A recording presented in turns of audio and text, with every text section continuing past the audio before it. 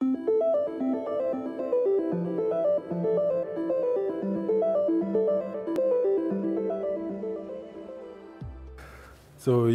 yes, my main topic I would say is about approximation in computing, and I have to admit that deep learning is a very nice playground for this, because as we will see, it's really error tolerant, and so I will make some survey, but also try to show what we are doing in this field in the team in Rennes. So it's in RIA Rennes. And also maybe finish by open issues so that we can discuss. So it's about approximate deep learning accelerators. So accelerators, we can take advantage of accelerators by customizing the arithmetic, the number representation, the word length, and so on. So it's really the main advantage that I will discuss on using acceleration for deep learning. So first, some short motivation, because I'm sure we are all aware of the energy cost in a system on chip, let's say. And if we look at the main computing, the arithmetic computing, you will have a very big difference if you go for, for instance, 64-bit double precision floating point unit, or if you go to 16-bit integer. So the difference in energy cost is usually very big. But it's also important to understand that the core computation, the arithmetic computation, is finally a very small portion of the overall energy of a chip. So you need also to transfer the data, and then data transfer inside the chip costs a lot of energy. Here it varies between it varies among the distance that you have to traverse in the chip, and also of course the width of the data, and also putting data into memory, into the storage, costs you a lot of energy, which is, well, I would say similar or a bit higher than the computing itself, but it costs a lot of energy when you go outside the chip, and especially when you go to the main memory. Okay, so we also need to keep this in mind. This talk is mainly about arithmetic, but we will see that also reducing the size of the data, dealing with low precision, reduce also the energy cost of transfer, the energy cost of going outside the memory, and so on. So this energy depends a lot on data representation, floating point, fixed point, integer, and so on, and on the size of the data. Then we have this, I would not say emerging anymore, paradigm of deep neural network. So I will not here explain anything about this, but I think you are all aware about this deep learning, or how we can call it as well, deep convolutional, mainly neural networks. But what is important is that if you want to have good accuracy in your classification or in your segmentation, it depends on the type of area you are targeting with deep neural networks, then this costs you generally a lot of energy, a lot of computing power. Okay, so we have, in a certain sense, we have a trade-off between the computing power that is required by these models and the accuracy of the computations. So approximate computing is also now a well-known research area. The important aspects of approximate computing is that usually you have many applications that are error resilient. It means that you can reduce the precision of the computation, and you can still deal with acceptable accuracy of your results. So there are many applications that are like this, and of course deep learning is one of this one. And the approximate computing basically try to find approximation in a program or in some hardware to reduce energy, but also increase the execution speed or the performance. But you also want to keep the accuracy, I mean the output quality of the computation in acceptable limits. So it's relaxing the need for fully precise operations. And you can, number representation and word length, which is the main objective of this talk, is one way to do approximate computing. What is also important is that you can do this at design time, but also you can take advantage of runtime optimization, runtime approximations. And you can do this at different levels, I mean algorithmic, functional level, and also directly at the operator level. So this talk is mainly about functional level, I would say. So intermediate between making the operator inexact and doing this at the algorithmic level. So what about the resilience of artificial neural network, deep neural network? So if you are able to see this and to understand what is written, it means that our biological neurons, they are intrinsically tolerant to errors, to computing errors, and also to noisy input in that case. So it's already well known that deep learning, or I mean deep neural network, they are very resilient to errors. And so you can quantize the parameters, the computation. You can do many other kinds of approximation. I will mention others. But quantization is one typical way to do approximation in deep neural networks. And you can take advantage of this to increase the throughput, reduce the energy, or decrease the storage, the amount of storage. So it's even worse. I mean, the complexity of deep neural network is well known, but when you do the training, it's even worse. And this is a bit less known, or maybe less studied. So when you train a neural network, it costs a lot of energy. And this has a very high impact on the CO2 emission, okay? In its whole sense, so from the fabrication to the training itself. And so it has been shown that if you analyze the carbon footprint of training a big natural language processing model, so you know the biggest one that we know at this time, it's really impressive. So it's like emitting 5 cars emitting CO2, but fuel included. I mean, during their whole time life. Okay, so it's really impressive. So it's really a lot of energy that is required, and this translates to CO2, but mainly here it's about energy. So why do we have this? Because you need many more operations than when you are doing the classification, the inference. You also have a big pressure on the memory access. So it's very difficult to put everything in the chip. So you need to have a lot of access to the external memory. And because it is also much more difficult to accelerate. It's also much more difficult to accelerate because it is a very sequential process. Okay, you need to this forward plus backward propagation. If you know a bit how it works, is really difficult to accelerate. So there is a need for a significant reduction of the footprint of the training hardware as well.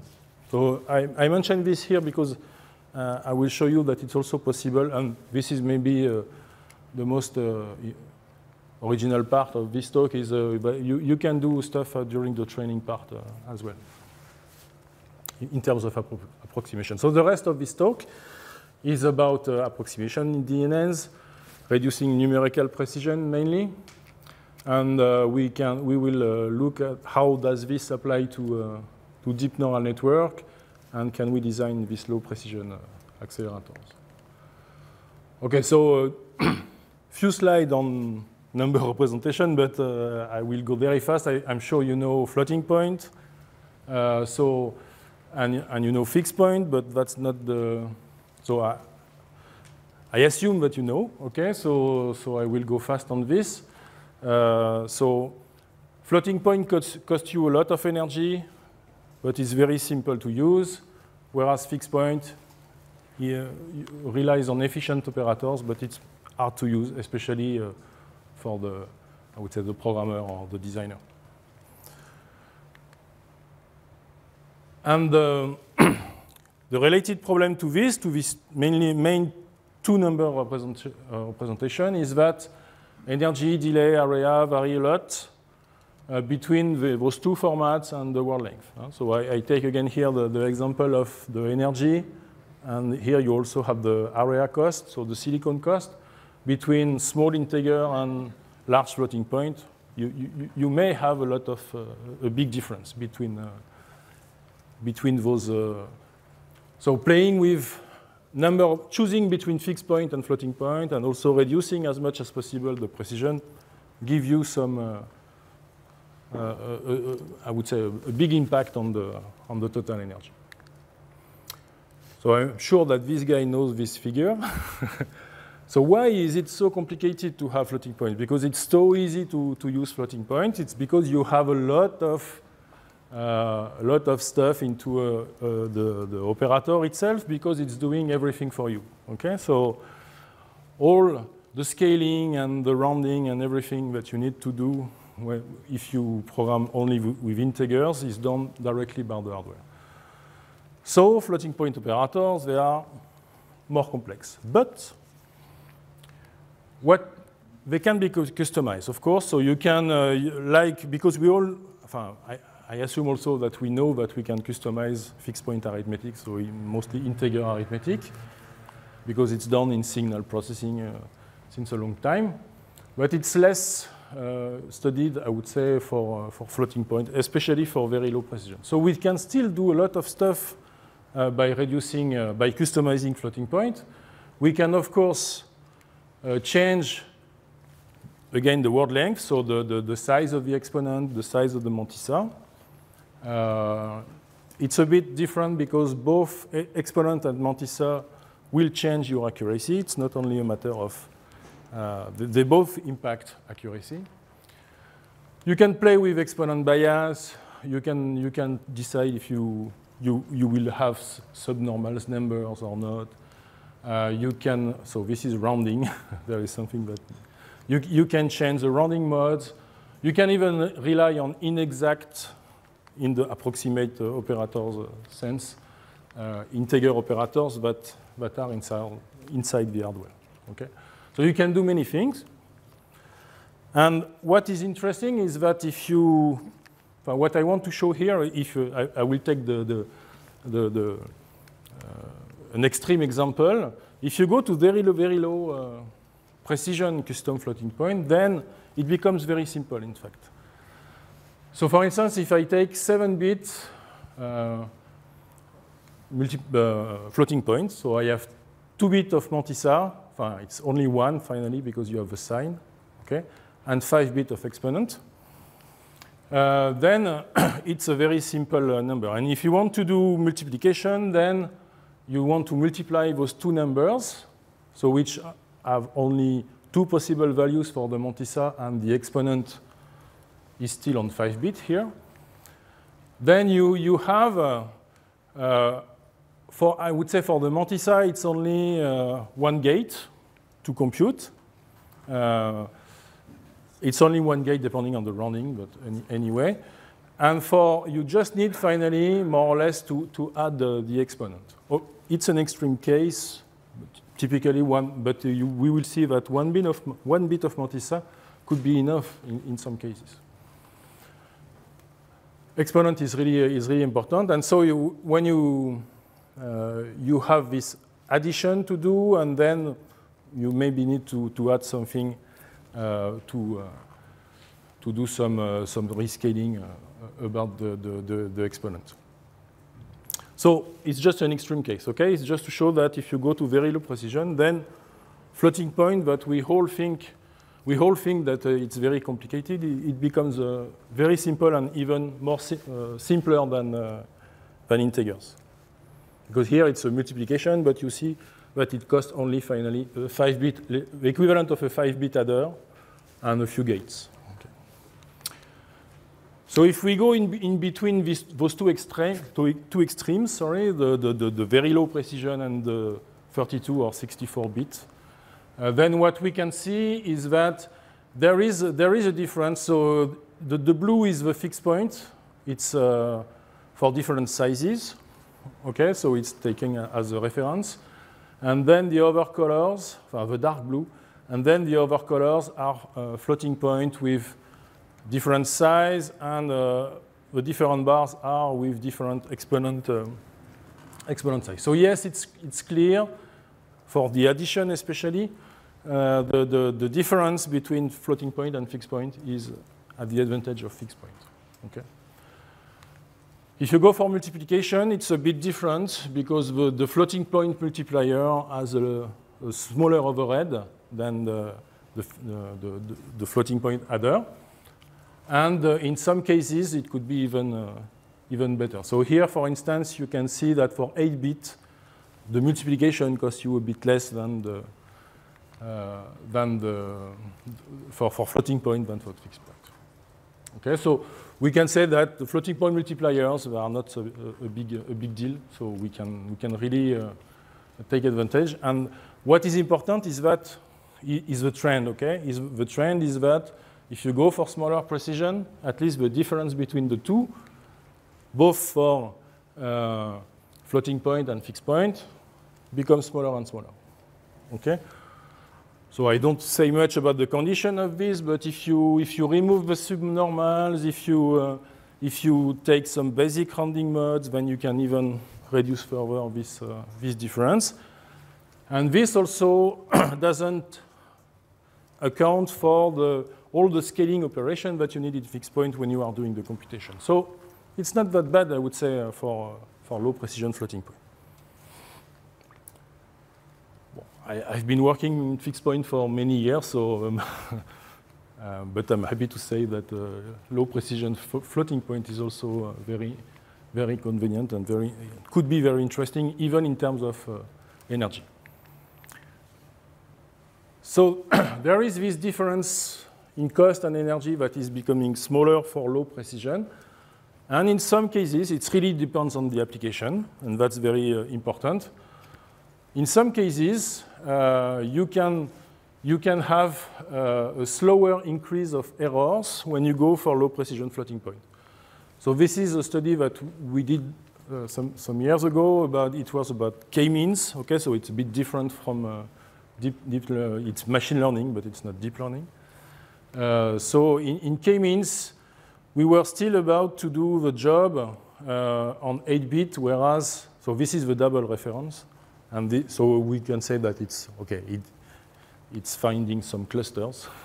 It's not exactly the same, but it's finding something. Whereas if you go for fixed point, it's not working anymore. Okay, so as long as you have an iterative process, something that is iterating a lot to find a solution, usually floating point, low precision floating point can still work. Whereas with fixed point, you really have problems to deal with. Okay, so I come back to deep neural network now. So if you want to do approximation in deep neural network, there are many ways to do that. So there are people working at the algorithmic level of deep neural network. They also do some kind of algorithmic level approximation, like knowledge distillation and so on. Mainly it's neural architecture search. Okay, you find a good architecture that is not too big and that can do the job mainly. So this is really the area where there is a lot of work about. So we call this data-oriented refinement. So typically pruning is removing some whites, okay, some connections between the neurons. And this pruning can be very efficient, and it still works. So quantization is mainly what I'm talking about.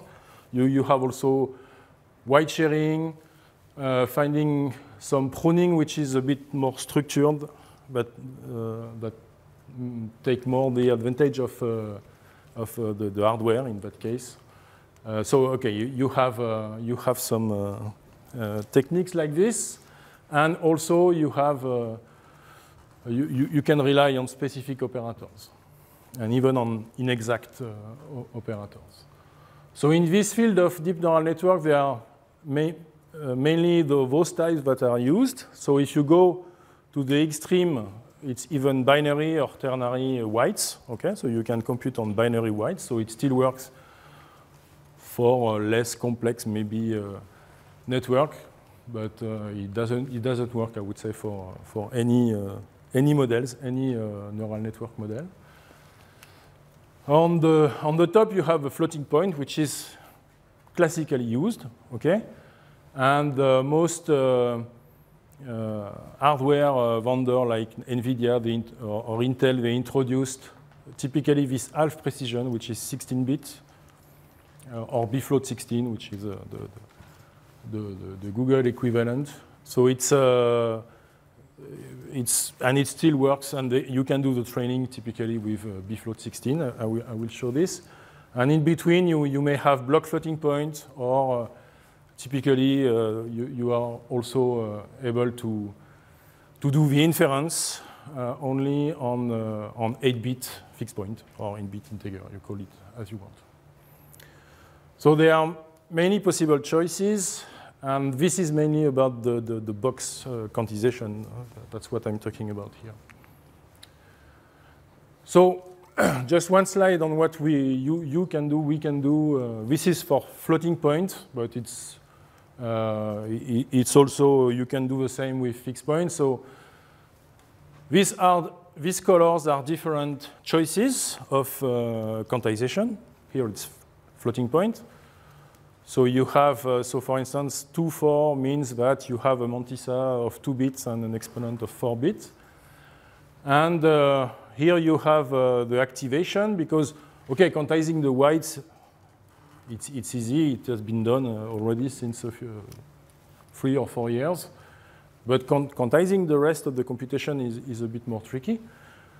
So this is quantizing the activation as well. So it's the output of the neuron and the weights. Okay. And so so this is the reference floating point. And finally, if you have 4-bit or 10-bit weights and 4-bit activation, you can really keep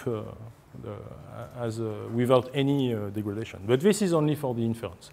And you can find as many papers as university in the world on this topic, I think. Training is a bit more difficult. And so I already discussed that. So accelerating the learning part, which is mainly a gradient calculation, but also the back propagation inside the models, is much more difficult. Okay. So this is typically how you can do it without any degradation. It's a work from IBM, as far as I remember, with floating point, half precision floating point. So typically, you have a single precision copy of the weights, but you do most of the job. So the forward, the backward, the gradient. You can do all this part in half precision, but you still update the weights in 32. And so they have shown a few years ago that it's doing most of the job. I mean, with more or less the same accuracy. So can we do a bit better? So we started some work on low precision, but trying to go even lower than those 16-bit by exploring mixed numerical precision hardware. So mixed numerical means that also we want to find where where in the process, where in this process you need, do we really need 16-bit here, or can we reduce a bit? Okay, so you have a lot of possible knobs to tune this. So mainly by using low precision floating point. So that's why I introduced a bit floating point, and especially low precision floating point. And also variable precision variance, so which means that we can also build, we can rely on very small floating point, but still be able to build higher precision floating point when it's necessary.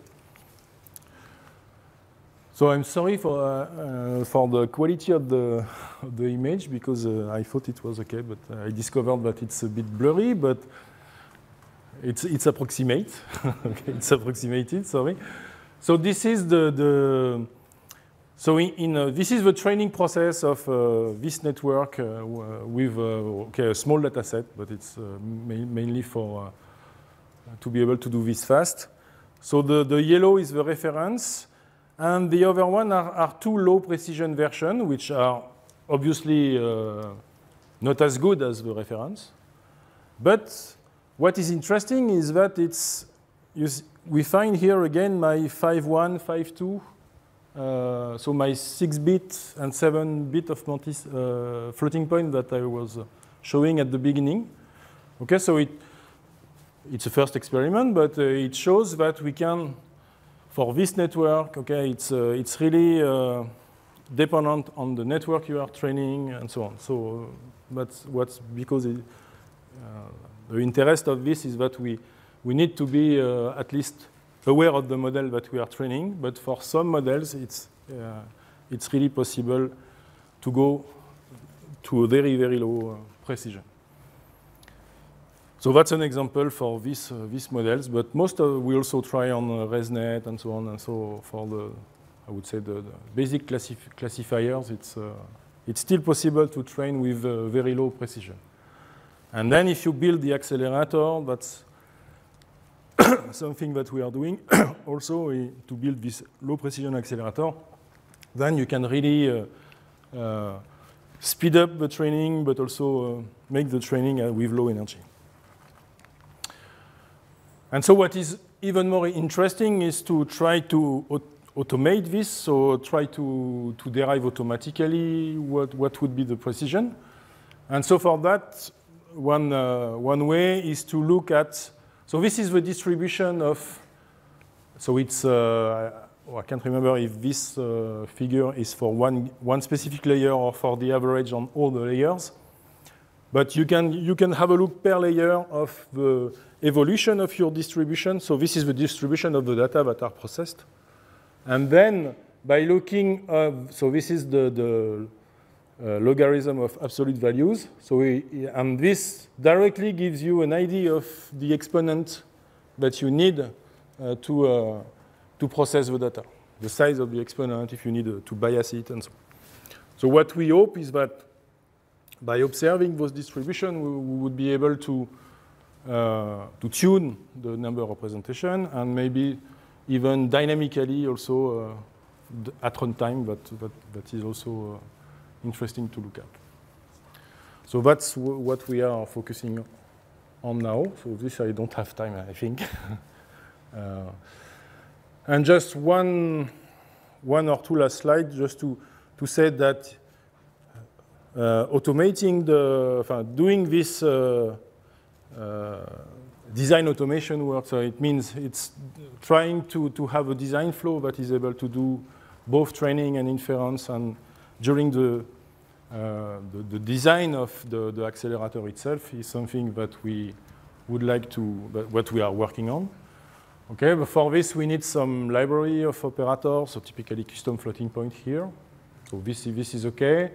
What is interesting also is to try to avoid simulation and to have analytical model of the accuracy of the computation in a deep neural network and so on. And also what is very important is to have reliable performance and area models of the hardware. That's really That's really important. And it's basically an optimization process, but I think I need to conclude by saying that, well, again, that application can tolerate imprecision, and I hope that at least you have seen that we can play with precision. It's an effective way to save energy, and it applies very well to low precision inference and training. So there are many open issues, and one that I think is important is, so I say, I come from fixed point, and then, but to train deep neural network, floating point is better. So, but I'm pretty sure that at some places in the computation, fixed point will be enough. So maybe we can also explore mixed numerical precision, so that can combine floating point and fixed point. That's really, and as in all the cases in this optimization problem, domain-specific knowledge is really a key. So deep neural network is a perfect playground because it's a domain, let's say. Okay, so you know the application that you want to optimize. So and also evaluating cost is important because you can. There are many papers that are. Yet I have a new pruning algorithms because I reduce the number of whites, but practically pruning is not. You don't really take advantage of pruning when you try to accelerate because you have zeros, but okay. So it compacts a bit the memory, but finally during the computation, it's really difficult to take advantage of this. So we need some kind of doing some hardware-aware pruning or hardware-aware quantization. But for this, we require a good cost, sorry for the typo again, cost model. And I think that's all for me.